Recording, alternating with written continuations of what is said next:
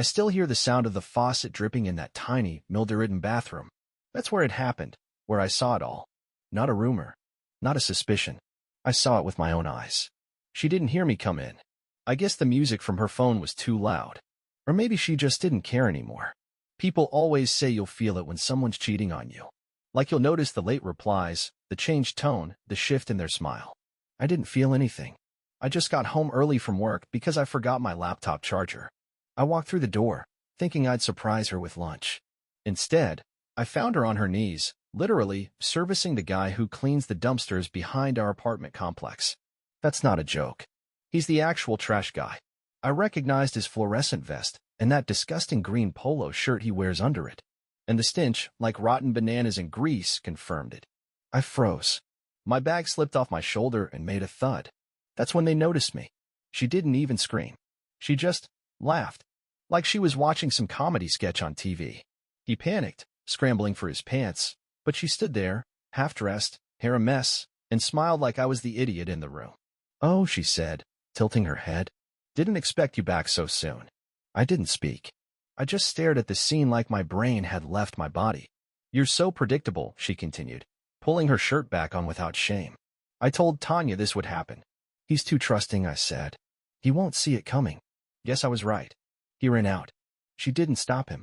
I just watched his boots squeak across the tile. I was too numb to react. "Come on," she said. "It's not like we haven't been done for months. You just didn't get the memo." I still didn't answer. She walked over to me, placed her hand on my chest, and looked up at me like I was a lost child.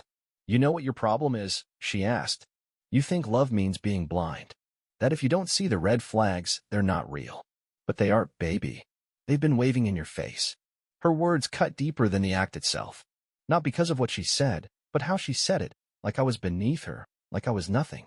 She even laughed again and added, "You should have seen your face just now. Priceless." I left. I couldn't say a word. I couldn't even cry. I just walked out and sat in my car for an hour, listening to the silence of a life I no longer recognized. That's the day I learned betrayal doesn't feel like fire. It feels like ice. Cold, creeping, and slow. And that was just the beginning. I didn't sleep that night. I just sat in the dark living room, staring at the wall. Around 6 a.m., the door opened. She walked in like she'd just come back from a jog. Coffee in hand. Fresh makeup. Not a hint of shame on her face. "You didn't even pack?" she asked, setting her drink on the table. "I figured you'd be gone by now." Still, I said nothing. I didn't know how to speak to someone who wasn't real to me anymore. She sat across from me, legs crossed, that smirk glued to her face like it was stitched on. "You think I owe you something, huh?" she said. "Like an apology? That's cute." She picked up her phone and scrolled. "Want to see something?" I didn't answer, but she showed me anyway. It was a selfie of her and the trash guy. And behind her, shirtless, flipping off the camera. Her tongue out, eyes wild. "Look at this," she laughed, he said. "Your man's probably out there thinking about what flowers to buy you." She looked at me, waiting for a reaction. I gave her nothing. So she leaned in closer. "You know what the best part was?" she whispered. "He wasn't even that good. But it was still better than anything you ever gave me. At least he made me feel something." It was like she enjoyed twisting the knife in slow motion. Like she fed off my silence. "I mean, seriously," she continued, leaning back. You're the type of guy women settle for. You're not exciting. You're safe. And safe is boring." She stood up and stretched, like she had somewhere important to be. Then she looked at me, like I was a stain on the carpet. "You were never a man, not really. Just a placeholder. A guy who thought buying flowers and paying bills made him special." I opened my mouth, finally ready to say anything, but she cut me off. "Save it," she snapped. "Don't beg. That's even worse." I didn't even know I was crying until she pointed it out. "Wow. Tears? Really? You think this is some kind of movie where I break down and realize I made a mistake?" She shook her head. "Grow up." She picked up her keys and walked to the door. "I'll be back later," she said casually. "Try not to be here." When she left, I just sat there. Still. Hollow. I wanted to hate her, but all I felt was shame. Shame for not seeing it. Shame for still loving her. Shame for wanting to forgive her, even now. And that was the worst part. I would have taken her back, right then, if she'd asked. But she didn't. She laughed in my face, told me I was nothing, and left. That's when something broke inside me. I wasn't angry yet. But I was starting to remember who I used to be. The first few days, I just wandered. Coffee shops, public libraries, grocery stores I didn't need anything from. I didn't go to work. I told them I had the flu. That was partly true. My stomach hadn't settled since that day. Everything felt like acid. I thought about moving out. But I couldn't afford rent on my own, not with how much I'd put into her name. Our name, technically. Credit cards. Utilities. Even the lease. My name was everywhere, but the control was all hers. She came back late every night. Sometimes she didn't come back at all. I started sleeping on the couch with a hoodie over my face just so I didn't have to see her walk past in heels, laughing on the phone with someone who wasn't me. One night, I heard her on the phone, laughing about me. No, I swear he just sat there. Like a kicked dog. Poor thing still thinks this is a phase. I pressed the pillow tighter over my ears. But I didn't cry. Not this time. Something was building in me. A question I couldn't stop thinking about. What if I stopped playing the fool? It started with small things. Quiet things. I opened her laptop when she left it on the kitchen counter. I knew the password. My birthday. Ironic, right? Inside, messages. Dozens. Not just with the dumpster guy, but others. A janitor at her gym. A married maintenance tech who'd fixed our AC last summer. I recognized the name. I'd even offered him a water bottle that day. She'd saved their numbers under fake names, Mia, Aunt Tasha, yoga group. But the conversations were anything but subtle. I took screenshots, emailed them to myself. Then I checked our shared cloud account. Guess what? She never turned off sync for her photos. Hundreds of pictures. Some explicit. Some just disgusting in how casual they were. Her feet in another man's lap while I was texting her miss you. I saved everything. Not for revenge. Not yet. For clarity. I needed to know the depth of the lie. The scale of the humiliation. The next day, I went to my bank. Asked about freezing joint credit cards. Transferring balances. I couldn't close the accounts. She had equal ownership, but I could set up alerts. I linked them to my phone. Then I ordered a new credit card. In my name only. I visited HR at work. Asked if my direct deposit could be split. Half to our old joint account. Half to a new one I'd just opened. I bought a cheap burner phone. Just in case. And I started writing everything down. Times. Dates. Faces. Names. Receipts. It wasn't a plan yet. More like gathering ammunition. But for the first time in weeks, I didn't feel numb. I felt alert. Like I'd been sleepwalking through my own life and finally slapped myself awake. She thought I was weak. She was right. But weakness is just a stage. And I was finally moving past it. It started with the lease. I found the original document in the drawer where we used to keep bills. She signed it. I co-signed. But the unit? It was technically her primary residence. She had begged me to let it be that way for the rental credit score. Said it would help us get approved faster. I agreed, like I always did. Now, that detail became my opening.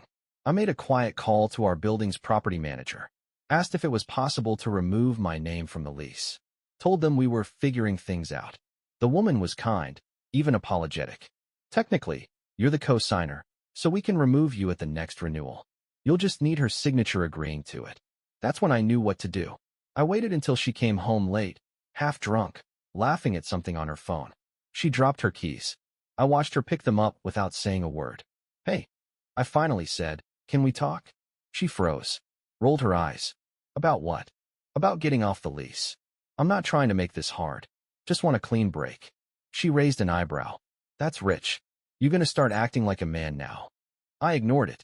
You said you wanted me gone. So help me leave. She smiled. That same cruel smile. Fine. You want off the lease? You're off. Just don't come crying to me when you're sleeping in your car. She signed the form the next day, probably thinking it was a win. What she didn't realize was I'd already lined up a cheap studio on the other side of town. Paid 3 months in advance from my new account. Quiet. Private. Mine. But that wasn't the hit. The hit came when I drained our shared checking account. I waited until the day before rent was due. I'd set it up perfectly, left just enough to avoid fraud flags. I pulled the rest into my new bank and paid off every penny of my debt. Credit cards, phone, car insurance. Then I closed that account. The next morning, she stormed into my new place. I hadn't even given her the address. I guess she asked someone, or followed me. What did you do? She screamed. I didn't get up from my chair. Just looked at her. You emptied the account, you little coward. I tilted my head. I thought you wanted me gone. She paced the room, fists clenched. You think this is revenge? You think this hurts me? I stayed quiet. She hated that. You'll come crawling back, she hissed. Guys like you always do. You don't survive alone. That's when I stood up. Walked to the door. Opened it. You're not welcome here anymore, I said. She stared at me. Then laughed. This isn't over, she warned. I know, I said. And I meant it. Because she hadn't even seen what was coming next. 2 weeks passed. Quiet. Too quiet. She didn't text. Didn't call. I figured she was sulking or busy with whatever lowlife filled her evenings now. I let myself believe I had won something. That she'd disappear. Fade into her own mess. Then came the letter. It arrived at my new place, taped to the door in a cheap envelope with no stamp. I opened it without thinking. Inside was a printout. A notice from my job's HR department. A formal inquiry. Someone had filed a complaint. Accused me of hostile behavior and creating an unsafe environment for a former partner. It wasn't signed. My stomach dropped. I went to the office the next day and got pulled into a room. HR rep, my manager, legal liaison on speakerphone. They asked if I'd ever threatened her, if I'd ever raised my voice or displayed concerning behavior. I couldn't believe it. I kept my answer short, clear, professional. We're just following protocol, the HR woman said. The report included dates, quotes, and a sworn statement. A sworn statement. I knew who wrote it. When I got home, I logged into the shared cloud. She still hadn't shut it off. Maybe she forgot. Maybe she was that arrogant. That's when I saw it. Screenshots. From our argument in my apartment. The one where she screamed, and I said almost nothing. She had screen-captured text she sent to herself. From a fake number. Messages pretending to be me. Threats I never wrote. She was building a story. She was playing victim. And she was winning. I called my lawyer, not that I ever thought I'd need one. He was some divorce attorney my cousin used last year. I explained everything. He listened. Then he said something that sent chills down my back. She's not trying to hurt you emotionally anymore. She's laying legal groundwork. She's preparing for something. Like what?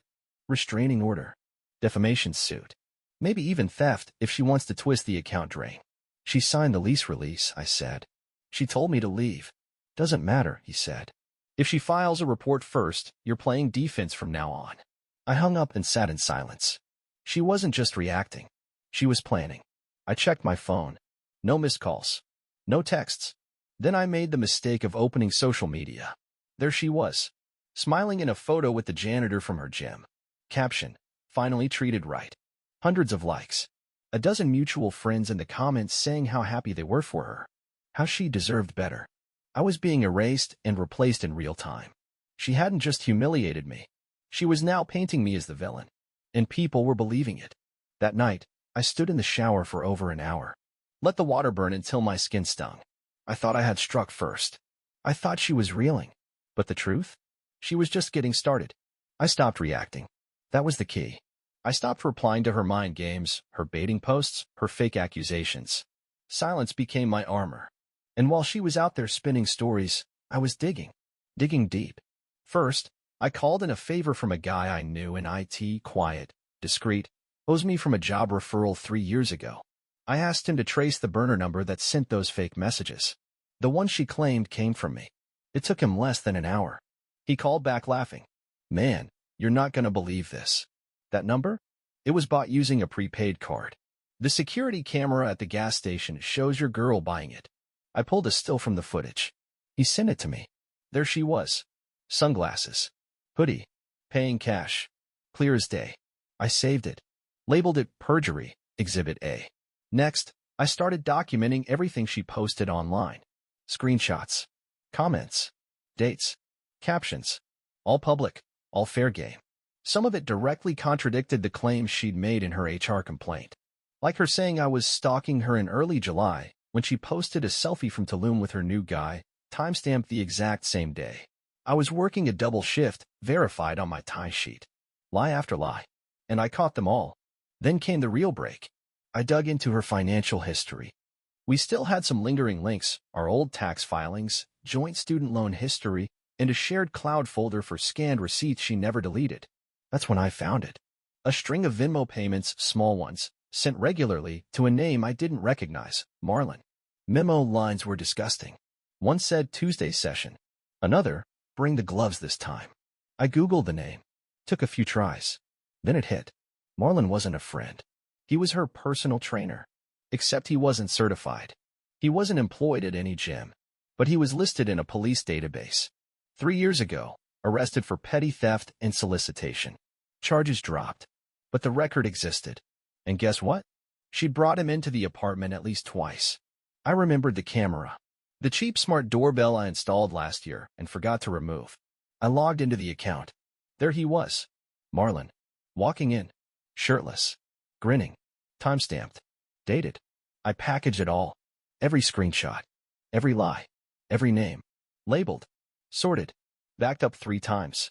Then I made an anonymous submission to her employer's ethics committee. No name. No contact info. Just evidence. And it landed.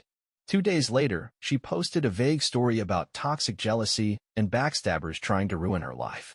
I smiled for the first time in weeks. She was rattled. She didn't know where it was coming from. She didn't know how much I knew. I wasn't the same man she walked over. I wasn't begging anymore. I was building something. And it was only just beginning to crack her world open. I should have known she wouldn't stay rattled for long. 2 days after her cryptic Instagram post, I got a letter at work. Not an email. Not a message. An actual printed letter, delivered in a sealed envelope. It was from a law firm. Cease and desist. The tone was professional, but the message was clear. Our client, Ms. S., has reason to believe defamatory content is being circulated against her anonymously, targeting her employment and personal life. If this behavior continues, legal action will follow. I read it 3 times. She was accusing me of harassment, again, with no proof, but this time through her lawyers. And she was smart. The letter didn't name me directly, but everyone in that office knew who she meant. HR got involved again. I got pulled aside for documentation purposes. This time, they weren't friendly. We're not accusing you, they said, but we need to advise you that if this escalates. I walked out of that meeting with my hands shaking. Rage? No. Worse. Panic. I had no idea how she traced anything back to me. I used burner accounts. No logins from personal devices. The ethics tip I sent to her employer? I made sure it was untraceable. Or so I thought. Then it hit me. The IT guy. The one who traced the burner number. He didn't do it for free. He logged in under my name to access surveillance stills. The file metadata had my email stamped. I hadn't thought to scrub it. Sloppy. Rookie mistake. She'd found it. And she was using it not just to defend herself, but to go on the attack. I went home that night to my studio apartment and just stared at the wall. I'd fought so hard to pull myself out, build leverage, get even. And now? Now I was back under threat. Except this time, it wasn't emotional. It was legal. If she really pushed this, I could lose my job. She could spin the financial drain into theft. Use the messages she faked to build a timeline of abuse. Turn my silence into guilt. Paint me as a stalker. And even if it wasn't true, even if none of it stuck, the damage to my name could be permanent. And the worst part? No one would know the truth. Just like always. She moved fast. Faster than me. A day later, I found out she'd filed for a temporary restraining order. I hadn't contacted her in weeks, but the judge signed off on it. My lawyer was stunned. She's building a fortress, he said. And unless we respond publicly, your silence will look like admission. I couldn't speak. My mouth was dry. She wasn't playing defense anymore. She had me on my heels. Again, I thought I was dismantling her. But now, she was building something even more dangerous. A version of me that the world would believe. And it was working. I had one option left. Not rage. Not threats. Precision. If she was building a legal fortress, I needed to become the thing she didn't prepare for: quiet, surgical, undeniable. I called my lawyer. I want to go public, I said. He hesitated. That's risky. I don't mean social media. I mean court. Let's countersue. For what? Fraud. Defamation. False allegations. Emotional distress. And malicious interference with employment. He exhaled. If we go this route, everything comes out. Everything. Good, I said. Let's drag it into the light. While he filed the paperwork, I started gathering every remaining piece of evidence. But not for her. For her employer. That's when I reached out to someone I never thought I would. Her ex-boss. He was the one she'd had that first affair with. Years ago. I always suspected, never proved it. But I remembered his name. I remembered his LinkedIn, so I messaged him. Simple and calm. Hi. I think you and I were both played. It took 2 days, but he wrote back. What do you want? Truth, I replied. He didn't respond right away. But a week later, I got a call. He didn't deny the affair. Said it ruined his marriage. Said she told him I was abusive, weak, controlling. That I cried when she got too close to male friends. She said you begged her not to leave. I stayed quiet. Thing is, he continued, she told me you hit her once. Silence. I didn't, I said. I believe you, he replied. Now, he agreed to submit a sworn statement. Said he didn't want to carry it anymore. It wasn't much, but it was a crack, and I widened it. Using everything I had, screenshots of the faked messages, metadata from the burner phone, receipts, photos of her and Marlon, even footage from the doorbell cam, I built a dossier. I sent it to her firm's HR anonymously. Again, this time, I attached the statement from her former boss. It landed harder than I thought. She was placed on administrative review within 24 hours. They didn't fire her yet, but she posted a story that night, black screen, white text. People are trying to destroy me, but I know who you are. That's when I knew. She had no idea how much I'd done. She didn't know how deep I'd gone. She was panicking. And when my countersuit hit her mailbox, she finally texted me for the first time in weeks. You're making a mistake. I didn't reply. I just watched the silence build. Let her sit in it. For the first time, she was cornered. And she knew it. But I also knew her too well. She wouldn't go down without swinging. She had one move left. I just didn't know what it was yet. I showed up to court that morning with everything. Evidence, witness statements, timeline breakdowns. My lawyer said we were ready to bury her. That the case was tight enough to make her settle just to avoid discovery. But she never came to settle. She came to win. She walked in with 2 lawyers this time, one civil, one criminal. Hair perfect. Documents ready. Face unreadable. I didn't even recognize her anymore. We presented our case first. Laid it out like a map. The fake texts, the burner phone tied to her, the Venmo trail, the fabricated accusations, the restraining order built on lies. Her ex-boss's signed statement was the nail in the coffin. I felt good. Confident. Then it was her turn. And she flipped the table. Her lawyer began calmly. Your Honor, my client has been the victim of a long-standing campaign of covert harassment and emotional manipulation. What you just heard may look compelling, but we intend to prove that it is the result of an obsessed ex-partner fabricating a narrative to salvage his pride. Then they dropped it. A printed thread 20 pages long of messages from an anonymous Reddit account, all under my username. I didn't recognize it, but the writing sounded like me. The tone, the emotions. It mimicked posts I'd written years ago on forums during our first breakup. But these posts? They were different. They were darker. They described fantasies. About getting even. About ruining someone's life. They even referenced real events, her gym, the guy Marlon, the trash collector. I sat in disbelief. These messages, her lawyer continued, were verified as coming from an IP address tied to Mr. L's former home and place of work. They establish motive, obsession, and intent. I turned to my lawyer. That's not me. I didn't write any of that. He whispered, then someone did a really good job making it look like you. I felt the floor drop from under me. And then she played her final card. She asked for a protective order. And the judge granted it. On record. My job put me on indefinite leave. Her firm didn't fire her. In fact, the investigation was quietly closed. No wrongdoing confirmed. The countersuit? Dismissed without prejudice, pending further verification. She won. Not just legally. Publicly. The narrative was hers now. She posted a victory photo that night, caption, "The truth always rises." Hundreds of comments. Support. Praise. I was a ghost again. I went home and sat in the dark. No lawyer. No plan. Nothing. Then, around midnight, I got a message. Blocked number. One image. A screenshot of her notes app. Sloppy. Careless. Maybe sent by mistake. But in it was a line. If this works, he'll never know I paid someone to write the posts under his name. My heart stopped. I stared at the message. Read it again. And again. Then I took a screenshot. Backed it up. Saved it twice. Because if it was real and I could prove it, then everything changed. I didn't sleep that night. I stared at the screenshot until the sun came up. Then I sent it to my lawyer with one sentence. She fabricated the Reddit posts. He called me in 20 minutes. Voice sharp.